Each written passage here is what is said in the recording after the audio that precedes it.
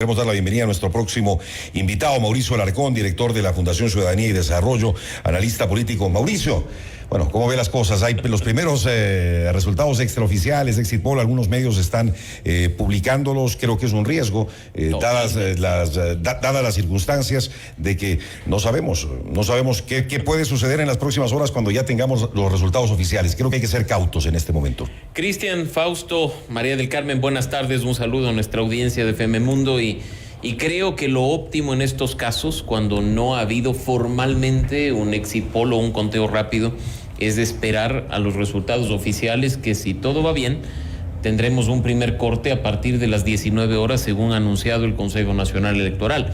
Esperemos que así sea. Creo que es muy prematuro lanzar cifras o cubrir festejos de los candidatos en una elección tan atípica como la que hemos tenido, en la que incluso las encuestas en los últimos días presentaban cualquier escenario posible. Es mejor esperar, ser cautos y ver con datos oficiales una eventual segunda vuelta para octubre. Totalmente de acuerdo con usted. Lo que sí está claro es de que Luisa González va en un primer puesto. El voto importante que tiene el correísmo, un voto fiel que se demuestra en cada una de las elecciones y que en esta ocasión no parece que va a ser la excepción, Mauricio. Cristian, sería iluso, creo, para alguien que hace análisis político o para los políticos en territorio, negar que la organización política mejor estructurada, con más presencia a nivel nacional y con un voto fiel y un voto duro, es la Revolución Ciudadana. Al partido, además. Lo conversábamos hace un momento con Santiago Basabe. Ellos tienen lo que otros partidos no tienen. Es clarísimo, María del Carmen, lo que se evidencia con uno de los 8 binomios perteneciendo a la organización política que la auspicia. Los otros 7 son arrimados, son adoptados, son personas que han alquilado o yo que sé que han hecho con la organización política para poder participar. La única perteneciente a la organización, auspiciada por la organización, militante activa y que ha ocupado un cargo por la misma organización anteriormente, la señora Luisa González de la Revolución Ciudadana. Así es que para hacer política hay que ser realista y hay que considerar las condiciones de todo lo que sucede a tu alrededor. Ahora, en su momento ellos pensaban que podían ganar en primera vuelta y según las cosas como están, le veo casi imposible, Mauricio. No, y sin duda en algún momento de este proceso electoral la Revolución Ciudadana puede haber acariciado un eventual triunfo en primera vuelta. Que es lo que buscaban, ¿no? Pero considerando, Cristian, no te olvides que los votos nulos y los votos blancos no son válidos de acuerdo a nuestra normativa y por lo tanto no se computan. Ahora estamos viendo unas cifras que lanzan al aire y que en voto general corresponderían a ese 25% que les hizo acreedores a alcaldías y a prefecturas en las últimas elecciones seccionales de febrero. Claro, ahora, yendo a una segunda vuelta, la tienen complicado, ¿no? Con cualquiera que sea el candidato que pasen, Jan Topic, Novoa, con cualquiera de ellos. En una segunda vuelta, los 2 candidatos finalistas deben tener en cuenta como punto de partida sus votos positivos y negativos, sus calificaciones positivas y negativas respecto del electorado. Y ahí es cuando una buena estrategia puede ayudar a que una candidatura fresca, joven, nueva, rompa el esquema y se haga acreedora de esta presidencia por 18 meses, ¿no? Considerando que un discurso como el que ya hemos escuchado durante la campaña de estos 45 días por parte de la Revolución Ciudadana, ya ha sido un discurso como que agotado, ¿no? Más de lo mismo. Incluso creo que la consecuencia de tener porcentajes como los que extraoficialmente manejan se ve reflejado en quizá el discurso del debate del domingo pasado o incluso la forma en la que se silenció de una manera bastante extraña a los candidatos en los últimos días para dar paso a que el vocero oficial de la campaña sea el expresidente Correa. Sigue María del Carmen. Que de hecho justamente el debate electoral fue algo que le perjudicó a la candidata de Revolución Ciudadana. Antes de eso tal vez estaba en una mejor posición y lo veníamos diciendo. Y María del Carmen, hay que considerar también que el contexto de esta campaña y las preferencias del electorado se modifican sustancialmente con el asesinato de Fernando Villavicencio. También. Eso pateó el tablero definitivamente, ha motivado que las piezas electorales en juego se muevan de un lado para el otro, que las preferencias, insisto, también giren en torno a lo que originalmente se pensaba, y pues habrá que esperar a ver los resultados finales y poder constatar si efectivamente hubo ese impacto. Ahora, tomando en cuenta el voto duro que tenía el correísmo y que prácticamente se podría mantener en el proceso a pesar de los golpes que pudo haber, primero con el tema del asesinato de Fernando Villavicencio, segundo con el debate, que es evidente que no le fue muy bien a Luisa González, pero es mucho más fácil quizá para el resto de candidatos capitalizar los votos de quienes se queden fuera. Sin duda, y creo que no se trata de simplemente, Fausto, y lo hemos hablado en espacios anteriores contigo, de sumar por sumar, de tratar de salir en una foto abrazado el otro candidato, sino que creo que el país en este momento, más allá de esa imagen de unión, quiere ver acuerdos programáticos, quiere ver cómo se pueden sumar las propuestas de los distintos candidatos pensando en solucionar los problemas que son prioritarios para el país, la inseguridad, la crisis económica, la corrupción, en particular cuando quienes podrían aparecer juntos en una foto, en una eventual segunda vuelta, del otro lado, del contrario a la Revolución Ciudadana, le han presentado en esta campaña al país alternativas distintas para enfrentar esta problemática. Pero se uniría, ¿no? Yo me imagino que todo parece que va a haber una segunda vuelta en el mes de octubre. Quienes no son ligados, quienes están muy cercanos a la Revolución Ciudadana, a Rafael Correa, pues se van a unir para hacer un solo fuerte. Es lo ideal, Cristian, y creo que eso es algo que sería muy positivo para el país, cuando incluso ya varios de ellos, a propósito del asesinato de Fernando Villavicencio, dieron muestras de unión, aunque el contenido era muy simple, ese acuerdo al que llegaron en materia de seguridad, o incluso en esos mensajes de los últimos días del haber asistido juntos a una ceremonia religiosa por la paz. Yo creo que son mensajes interesantes de que es posible llegar a acuerdos, creo que es lo ideal en estas condiciones, pero insisto, no solo, y no hay que menospreciar la inteligencia del electorado, en línea con endoso de votos automático, que no se da, sino más bien en sumar propuestas y plantearle al país en esta segunda vuelta una nueva alternativa que haga que todas esas propuestas, ideas alternativas que venían de los candidatos que podrían quedar fuera de la segunda vuelta confluyan. Ahora, el tema de propuestas en el tema de seguridad, que es la mayor preocupación que tiene en estos momentos nuestro país, ¿hasta qué punto ese podría ser un factor decisivo en la intención de voto de las ciudadanas? María del Carmen, yo creo que va a ser decisivo, aunque hay muchos temas que el país pide a gritos sean solucionados. El de la inseguridad en torno a la escalada brutal de violencia de las últimas semanas debe ser el punto número uno. Debe ser quizá en el que más discusión se dé entre los candidatos a la presidencia. Pero entonces ahí Topic tiene las de ganar, porque él desde el principio, ese fue su eje temático, ¿no? La identificación con la seguridad. Sí, hay que decirlo que hasta en el debate, hasta para cuestiones tan elementales como la desnutrición infantil, hablaba de seguridad. Siempre.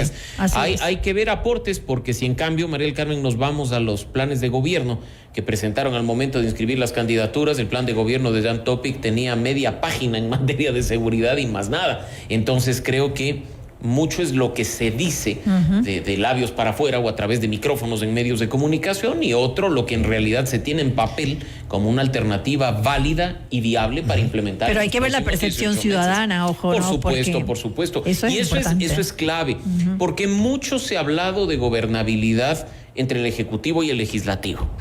Que el presidente tiene que hablar con los legisladores para que no se den rupturas, que ojalá presidente y asambleístas puedan lograr acuerdos de gobernabilidad, y yo creo que en este momento la principal fuente de gobernabilidad la tenemos nosotros, los ciudadanos, porque si un gobierno inicia sin credibilidad y sin confianza de los ecuatorianos, simplemente no habrá diálogo válido posible entre los políticos. Pero quizá a Guillermo Lasso le pasó lo contrario. Comenzó con credibilidad el proceso de vacunación, fue aplaudido por la gente, pero se olvidó de la gente. Pero se peleó con la Asamblea Nacional. Y bueno, se peleó con todo el mundo. Comenzaron los tropiezos hasta llegar a la muerte cruzada. Se peleó con la Judicatura, se peleó con la Corte Nacional de Justicia, se peleó con la Asamblea, se peleó con la ciudadanía. Prueba de ello es que cuando las protestas del año pasado, el propio ex canciller de la República, Juan Carlos Holguín, dijo: esto es producto de nosotros haber dejado de escuchar a la sociedad civil y a la ciudadanía. Un gobierno que se cree autosuficiente no lleva a éxito sus acciones. Un gobierno que simplemente se escucha a sí mismo y que vive en una burbuja difícilmente va a poder abordar de manera seria acciones concretas para solucionar los problemas de la ciudadanía. Mira, llevado por el incluso, capricho. si tenemos en cuenta, Cristian, Fausto, María del Carmen, que la situación de inseguridad difiere en 3 ciudades, no puedes aplicar una solución única. Necesitas de escuchar a la gente para entender la dinámica local y aplicar soluciones específicas para cada sitio. Acá no queremos un presidente que entre en diciembre con una varita mágica y en 48 horas nos diga, aquí está ya solucionado el tema de la seguridad y te exhiba cabezas. Necesitamos acciones concretas y reales que solucionen el problema de fondo a corto, mediano y largo plazo. Y creo que también han existido propuestas exageradas de parte de algunos candidatos que sabemos que pueden prometer mucho, ¿no? Como siempre, pero el momento de cumplir va a ser imposible. Cristian, propuestas exageradas y en muchos casos hasta irreales. Totalmente. Porque hablar es fácil cuando sabemos que si se defiende el Estado de Derecho hay que considerar lo que dice la Constitución, hay con considerar el marco normativo vigente. Y, por ejemplo, hay cuestiones que a candidatos, tanto a la presidencia como a la Asamblea, se les olvidó. Hablaban del fenómeno del niño, pero casi ninguno mencionó lo que significa aprobar una ley de gestión de riesgos en la Asamblea Nacional, ¿no? O te hablan de estados de excepción y ninguno ha topado el tema de la necesidad, bajo una orden de la Corte Constitucional, de que contemos con una ley que regule los estados de excepción en el país para que no te emitan decretos que tengan que ser modificados a las 3 horas por errores de redacción, ¿no? Sí, pero está la desesperación de la gente con el tema de la inseguridad y el clima de violencia que estamos atravesando lastimosamente hoy en nuestro país, que esas ofertas de campaña sí que llaman la atención. Claro. Y veamos los resultados de estos exit poll, si finalmente llegan a ser ciertos ya con el conteo de votos, en el caso del candidato Topi, que tanto ha ofrecido la lucha contra la inseguridad, con propuestas hasta fuera de lo que realmente puede llegar a ser, le habría dado un buen resultado electoral. Es probable, ¿no? y eso hay que decir, que la ciudadanía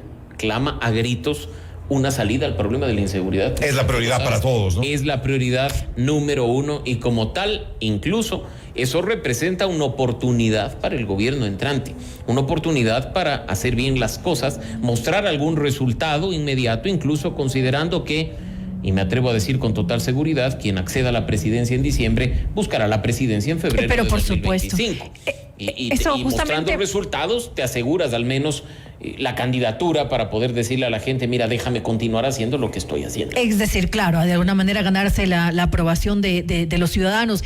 Pero justamente sobre eso, sobre poder tomar acciones inmediatas, digamos, ¿qué tan posible es eso? Recordemos que va a ser un gobierno que va a durar 1 año y medio, ¿no? Entonces, en ese tiempo, en realidad, ¿qué van a poder hacer?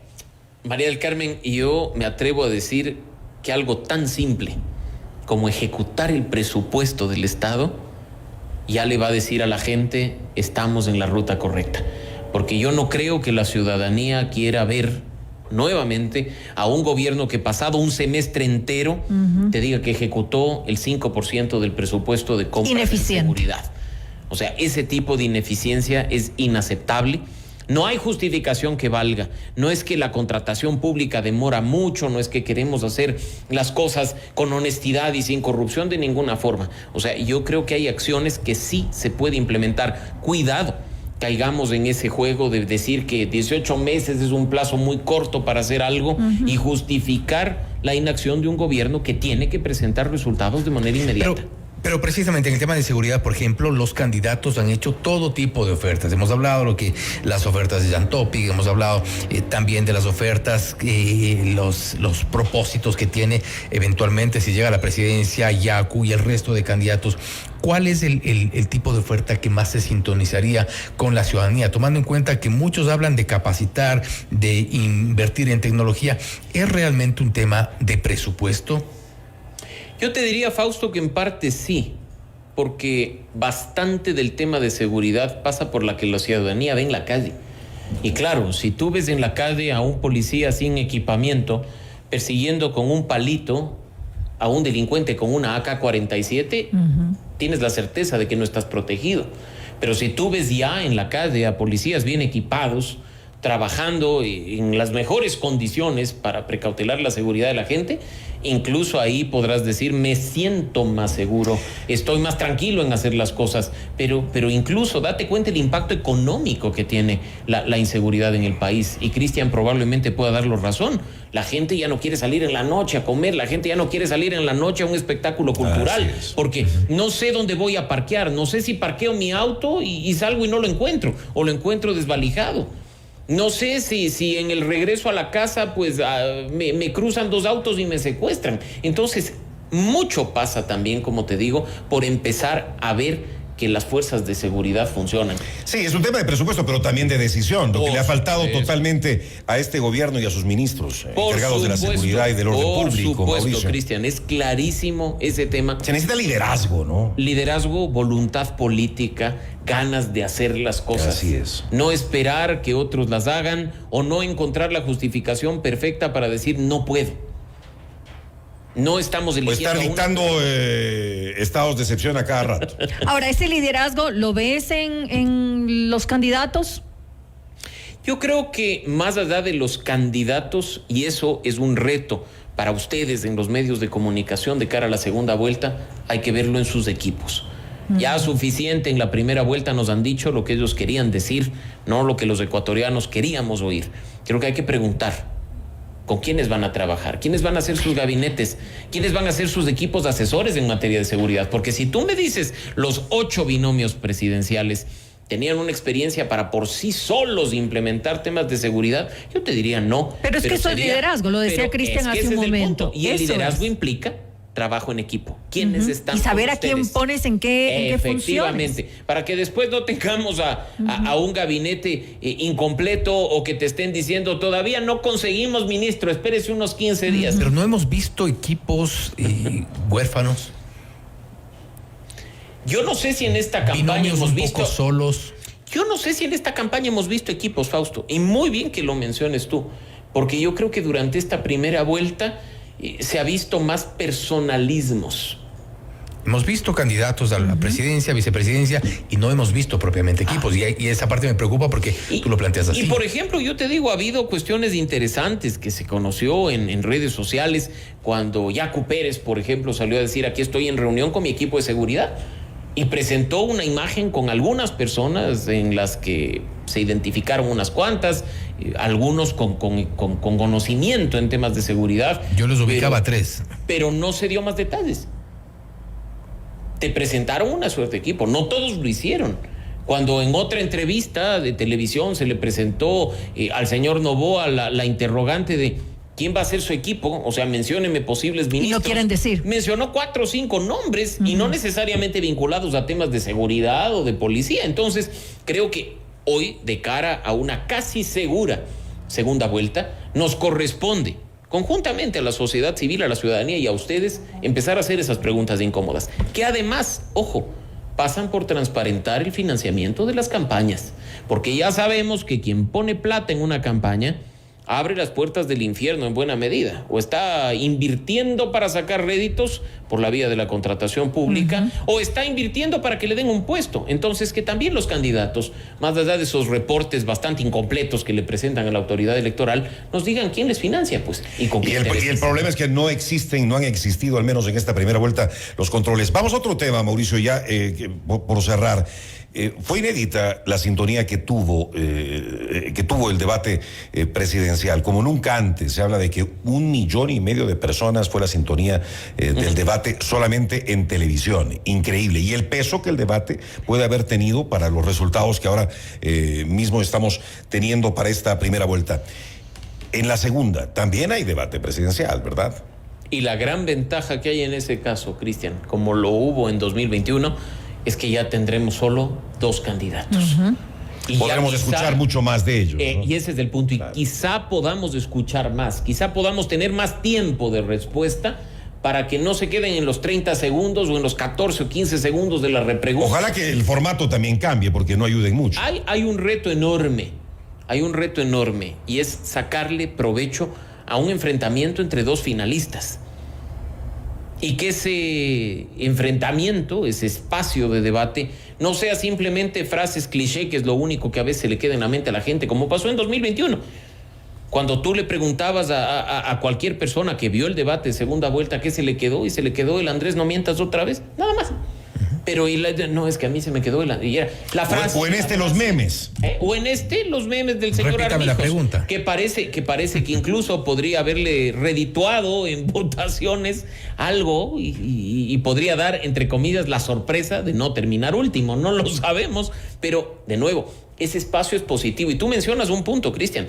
A veces nos enfocamos simplemente en el rating de ese momento, en quién se jala las 3 horas de debate en televisión abierta o a través de la señal digital de la transmisión del CNE, pero date cuenta que entre lunes y jueves de la semana todo el mundo habló del debate. Todo el mundo habló del debate. Así es. Se analizó el debate, se discutió el debate, se volvió a analizar el debate, se les preguntó a los candidatos. Enfocaron su trabajo en redes sociales hasta en los cortos de lo que dijeron en el debate. Por lo tanto, hay una repercusión. Pesó mucho. Bastante. Así es. Pero tienen que haber los temas de importancia y trascendencia para el país también, porque ahora en el debate no se tocaron pues todos los temas que eran que la ciudadanía tenía que haber escuchado para de alguna manera pues poner en una balanza también. Y ahí tendremos que ver el trabajo del comité de debate, María del Carmen, porque en lo personal creo que hicieron un buen trabajo, pero algunas preguntas debían ser mucho mejor aterrizadas para evitar que los candidatos se vayan por las ramas, sacarle más provecho. De nuevo, quizá en la segunda vuelta, al tener un vis a vis entre dos, las cosas resulten mejor, pero con seguridad, como ha pasado en esta ocasión, Cristian, tendremos el postdebate, la discusión que viene después, y esa marca tendencias, cambia resultados, influye en el electorado, y parece ser que eso lo estamos viendo la Mauricio, noche de hoy. usted tiene un muy buen olfato, usted tiene un súper buen olfato. ¿Qué pasaría en una segunda vuelta? Hipotéticamente hablando, Luisa Topic, ¿quién gana? Creo que el correísmo tiene un techo, y a eso me refería cuando hablaba de positivos y negativos, Cristian. Yo creo que quien utiliza los números para definir estrategias, para hacer la comunicación de una campaña, debe saber que hay un elemento que está al frente del voto duro. El voto duro es aquel que le pongas a quien le pongas y diga lo que diga, siempre va a estar ahí. Pero al frente está el voto de aquellos que, así le pongas al mejor candidato o al más preparado, nunca va a votar. ¿Y Luisa Novoa? Y yo creo que hay resistencias muy fuertes a la candidata del correísmo, y frente a escenarios posibles, creo que quien enfrente a Luisa González tiene mayores probabilidades de éxito que la opción correísta. ¿Ganaría entonces el no correísta en una segunda vuelta? Creo electoral? que la situación de polarización actual, Cristian, que sigue siendo muy similar a la de 2021, e incluso con ciertos sectores de ánimo exacerbado por lo que sucedió con Fernando Villavicencio, aumenta las posibilidades de éxito de una opción. Va a ser una campaña de segunda vuelta muy dura, muy intensa. Y esperemos que al menos con las mejores condiciones de seguridad para que no se produzcan incidentes violentos o cuestiones que lamentar. Serán también 2 meses complicados para el país y de mucha inestabilidad. Sin duda. Y ya sabemos que, aunque muchas personas no lo consideren, el resultado de hoy, de una eventual segunda vuelta, y quienes accedan efectivamente a ella, hasta cambiará la percepción de los mercados internacionales en materia económica. ¿Bueno o malo? Este tope, sí, y este tope que pueden tener los en el caso del correísmo, por ejemplo, hablamos de un 30%, ¿podría no haber influido el tema de Villavicencio en una tendencia creciente? Bueno, vimos que si pones a los candidatos correctos, por llamarlo de alguna forma, tienes opciones de ir mucho más allá de tu voto duro. Habrá ciudades como Quito, me refiero a las seccionales, donde el voto duro te es suficiente para ganar una elección, y hoy los tienes en la alcaldía, pero otras ciudades como Guayaquil, donde no solo te quedaste con un voto duro, sino que supiste quitarles votos a los demás, conquistar un electorado que en procesos anteriores te era esquivo, y acceder al poder con un porcentaje considerable. Que pudo haberse revertido en esta elección. Pero por supuesto. Y algo que creo que vale la pena decir, Luisa González no fue una buena candidata. Tiene que aceptar eso la Revolución Ciudadana. No fue una buena candidata. Pero Cristian, ellos mismos creo que lo han reconocido, e incluso me atrevo a decir que no la eligieron por otra cualidad que no sea la lealtad. En redes sociales, cuando se dio esa pugna por quién iba a ser el candidato de la Revolución Ciudadana, el grupo que terminó eligiéndola exhibía su imagen diciendo que era leal. Y nada. Pero eso es un error de Revolución Ciudadana, porque buscaron únicamente ese voto duro del que estamos hablando, que vota por el correísmo sin importar quién esté. Pero al también a tratar, digamos, de conseguir nuevos votos, ella les dificultó ese panorama. Sin duda, María del Carmen, y yo creo que hábiles como son, no van a dar el tema por perdido y en una segunda vuelta redefinirán su comunicación, redefinirán su estrategia y tratarán de ir por ese electorado que en primera vuelta les fue esquivo para ganar en una sola vuelta. ¿Y no fue más determinante quizás su candidato a la vicepresidencia? ¿Los autogoles no vinieron por parte de Arauz? Yo creo que uno ya sabe cómo es el señor Arauz. Eso fue en la elección anterior ya lo vimos en acción de una manera mucho más franca. ¿Y qué habría pasado con Arauz ahora a la presidencia y no a la vicepresidencia? Bueno, yo creo que... Ya saben que las cosas eran distintas, yo ¿no? creo que hubiera obtenido al menos un resultado como el actual, es decir, terminar primero en una primera vuelta, entrar a pelear las Qué cosas. malo no es. No te olvides, Cristian, de otro detalle que también pesa en este proceso electoral atípico, extraordinario, intermedio, el nivel de conocimiento. Y Arauz venía de una campaña hace 2 años ya dándose a conocer en una segunda vuelta. La mayoría del país, hasta por esa frase jocosa del Andrés no mientas otra vez, ya sabía quién era Andrés Arauz. Luisa González, aunque asociada a la Revolución Ciudadana, Se la conocía poco, nada. Se le conocía Claro, muy poco. Muy poco. Pero las declaraciones, por ejemplo, de Arauz a este medio argentino de la ecuadolarización, ¿no afectó también de alguna manera en Ecuador? Sabemos que la mayoría de la gente quiere continuar con el dólar. Creo que la única institución más fuerte y con mayor credibilidad que la Iglesia Católica es la del dólar. Claro.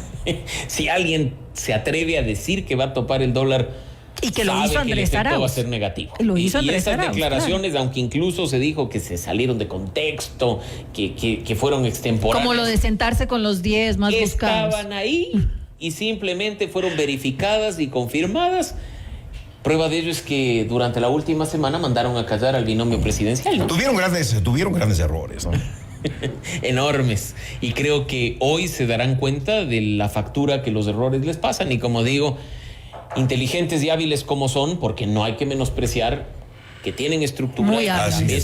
Sí, totalmente. Reeditarán muchas cosas, cambiarán de mensaje, cambiarán de comunicación, procurarán cambiar y refrescar su imagen para ir por ese electorado que les ha sido esquivo en esta primera vuelta. Y Mauricio, quisiera, esto es noticia de última hora, se ha confirmado la Comisión Interamericana de los Derechos Humanos otorga medidas cautelares a Cristian Zurita, periodista y candidato presidencial en Ecuador.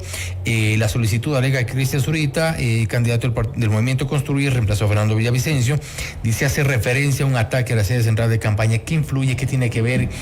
¿Cuál es la consecuencia o el efecto de estas medidas cautelares? Bueno, en este caso, como sabemos, es solo un tema de protección frente a un grave e inminente riesgo contra la vida de una persona, y en buena hora si es que eso efectivamente se ha dado por parte de la Comisión Interamericana de Derechos Humanos, esperando que el Estado responda de manera efectiva, porque lo que hace la Comisión es ordenar que el Estado actúe, y creo que pues en ese sentido hay que solicitar al gobierno nacional que esté a la altura de las circunstancias. No nos olvidemos que, de nuevo, de ser ciertos los resultados de exit polls que están circulando, el señor Zurita perdería su condición de candidato el día de mañana, y como tal, pues, podría el Estado lavarse las manos y decir, hasta aquí llegó nuestro apoyo, nuestra y esto protección le y nuestra garantizaría seguridad. Esto le garantizaría seguridad por parte del Estado, esperando, como digo, que el gobierno sepa responder a una orden del Sistema Interamericano de Derechos Humanos. Importante. Interesante, gracias. Muy gentil a nuestro invitado a esta hora de la noche, Mauricio Alarcón, en esta cobertura especial de FM Mundo y Notimundo Decisión Ecuador 2023. Hacemos una pausa y regresamos enseguida.